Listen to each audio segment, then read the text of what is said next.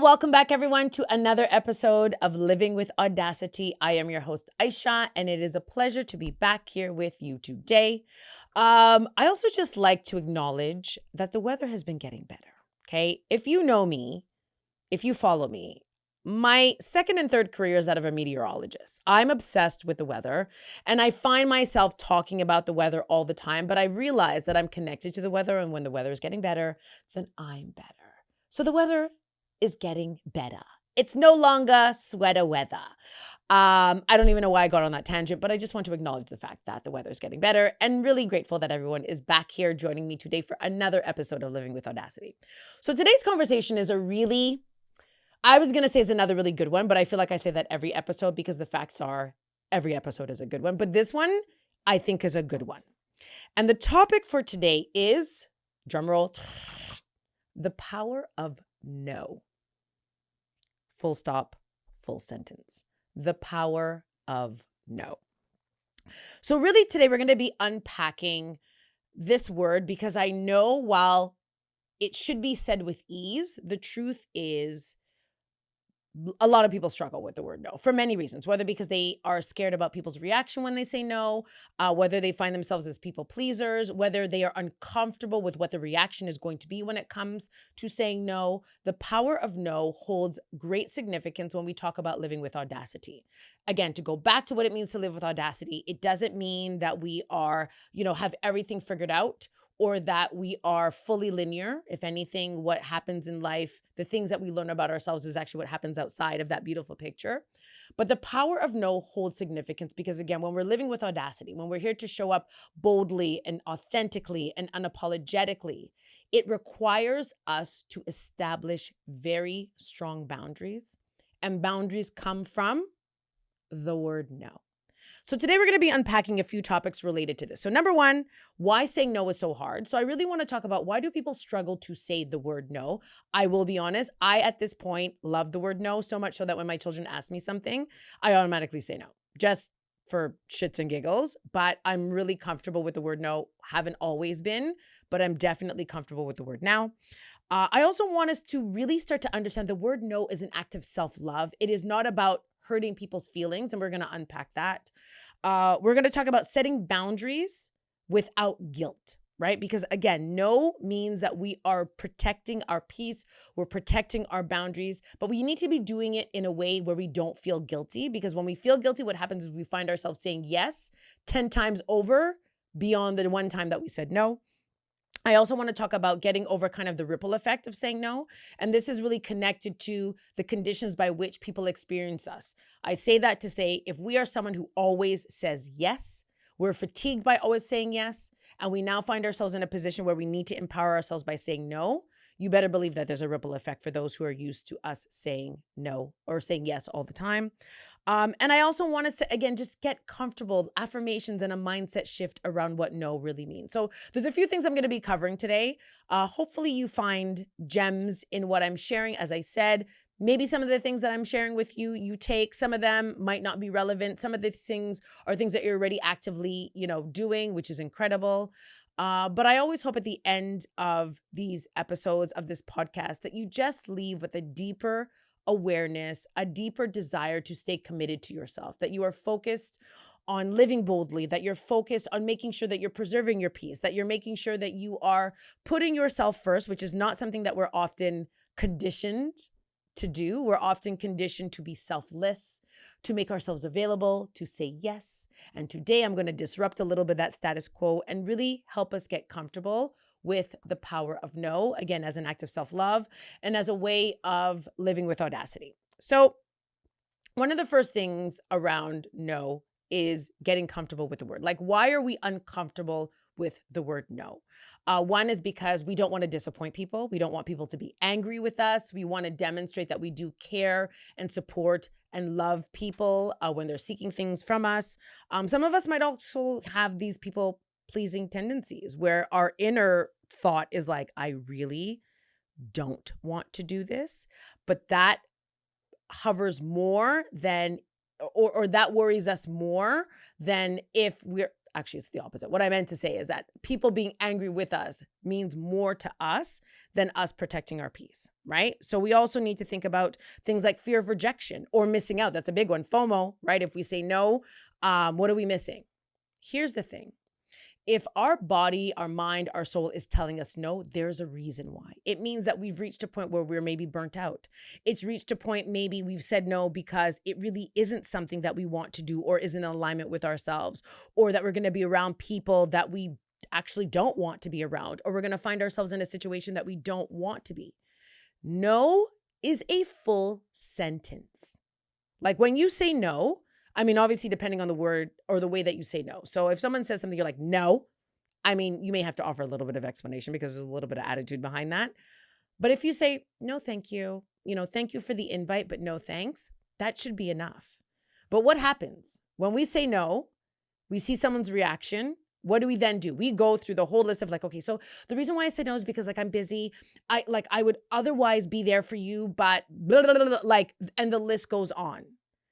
Be comfortable in saying the word no. No truly is a full sentence. But I'm mindful of how no can create a feeling of discomfort. I'm mindful of the way no can cause people to feel a type of way, particularly if we created conditions where we are always available to people. And that's a big one for me. No does not mean, and I'm probably going to say this over and over again, no does not mean you are not there for people. No simply means that at this moment in time, I need to be here for myself. Whether it's related to our emotions, our physical well-being, our spiritual well-being, our financial well-being, no isn't an attack on the person who's seeking something from us. No is simply an act of self-preservation and recognizing that we need to establish a boundary at this time because we are likely overstretching or putting ourselves in a situation or a scenario that we know wholeheartedly isn't going to serve us or is not good for us, right? The next piece of this is also reframing no as an act of self-love.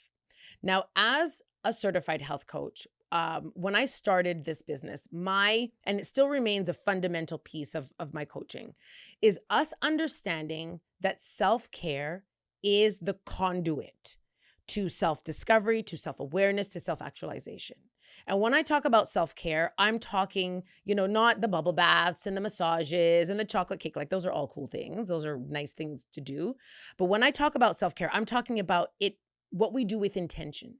So the way in which we care about each other, the way we think about each other, the people that are in our lives, the way in what we eat, how we sleep, the relationships that we keep, the relationships that we need to remove from our life. That is what self-care is, that everything we do in our day-to-day is with the intention of making sure that we're filling our cup so that we're in a position to give people what is overflowing, not what is in our cup, right? So for me, when I first started my coaching business, that was the message, and it remains the message that I put out every single day. It is how I live. It is what I coach on. It is what I hopefully instill and empower in others. And so in understanding that self-care is the conduit to self-actualization, self-discovery, self-awareness, that it also meant that I had to get comfortable with the word no. Because for me to have the energy and the time to do what it is that I needed to do for myself, it meant that I needed to say no to others, right? I work full time. I run a business.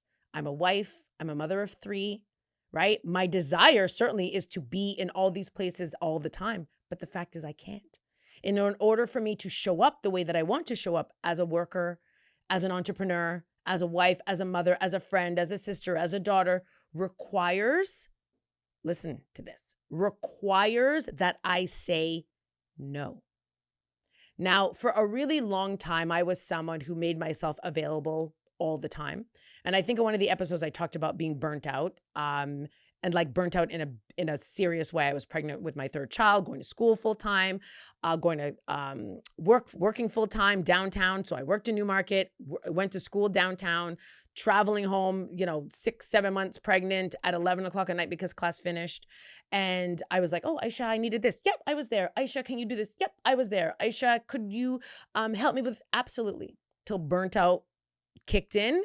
And I swiped a pack of chicken and 12 dishes off my table and shattered and had chicken meat everywhere. and realize, maybe I needed to take a little break. Like maybe me making myself available to everyone was a detriment. That was the game changer for me around understanding that I needed to establish boundaries, that I needed to get comfortable with the word no, and that no didn't mean that I didn't want to be there for people. It simply meant that I needed to be there for myself, that I needed to recognize where I was drained physically, where I was drained emotionally, mentally, spiritually, even financially, right? So reframing the word no as an act of self-love. Again, what I share with you is not a perfect science, right? Many of us have to undo, unlearn, unpack pathologies, things that we've been taught, things that we've experienced, things that we've been told, not necessarily around the word no, but just how we're supposed to show up for others in order to curate space for us to start to reframe this conversation around no. But we really do need to see the word no as an act of self-love, because no is not a rejection of others. It is an affirmation to yourself, right? If we reframe the word no as not seeking to harm or disappoint or not please someone, but really, reframing it as a way of taking care of ourselves, it starts to change the discomfort that we have with the word no. Right? When you say no to things that drain you, okay? For those who are watching this podcast, I would love, tag me, send me a comment.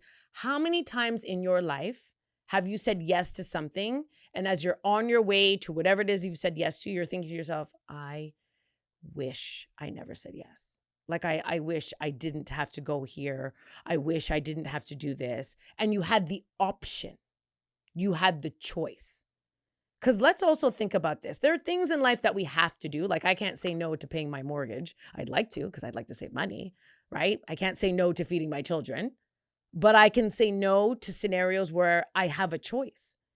No is a choice. In certain circumstances, exercise it, right? So I would love to hear, have there been scenarios in your life where you've said yes and you instantly regretted that you said yes, or you said yes even though you knew you should have said no? You try to convince yourself that you are going to be good. And on your way, you're like, I don't want to do this. I don't want to do this. And let me tell you something about when you do something that you should have said no to.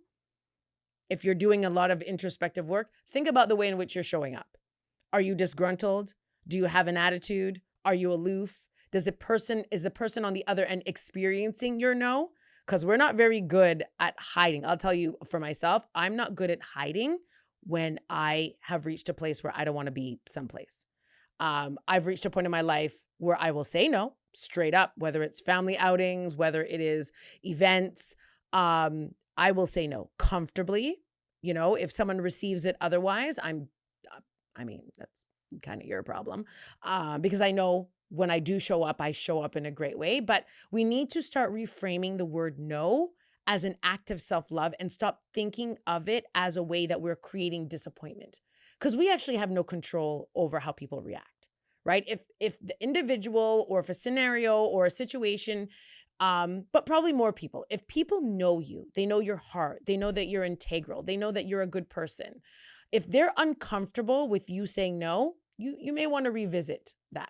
You may want to revisit also the ways in which you are constantly making yourself available to people to your own detriment, right? Because people will only seek things from you of which you make available, right? It is a line that I say all the time. We create the conditions by which people engage with us and treat us. And if we are an open revolving door that we are available all the time, the moment the wind blows, they're like, oh yeah, no, Aisha's going to be there. Oh no, so-and-so is going to be there all the time. And you make that true, don't have an attitude or don't feel a type of way when you finally establish that boundary, right? And people have a bit of a visceral reaction like, oh, okay, right? Because we've created that condition. Now, this podcast is not for you to go over there and be like, hear what? From now on, I'm saying no to everybody.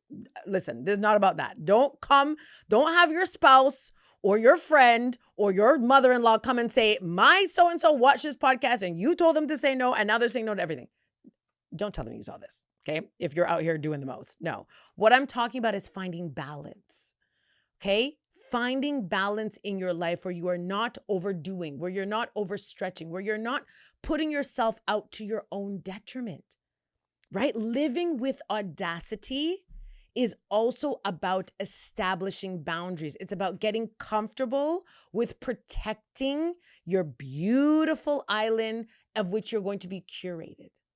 And no is a fundamental piece of living with audacity. So you better believe that if you're on your audacious journey, you can't avoid this step, okay? You can't do all the things, you can't do all the work and then leave out no. Sorry, it doesn't work that way. You actually have to bring it into your life, right? And I think one of the things that's so important, especially around the reframing of the word no, is that saying no is not selfish. It is not an act of selfishness. If anything, it is self-honoring. Okay, I'm going to say that again. Saying no is not an act of selfishness. It is an act of self-honoring. And if you don't protect your energy, who is going to do that for you? Right? You are in control of that.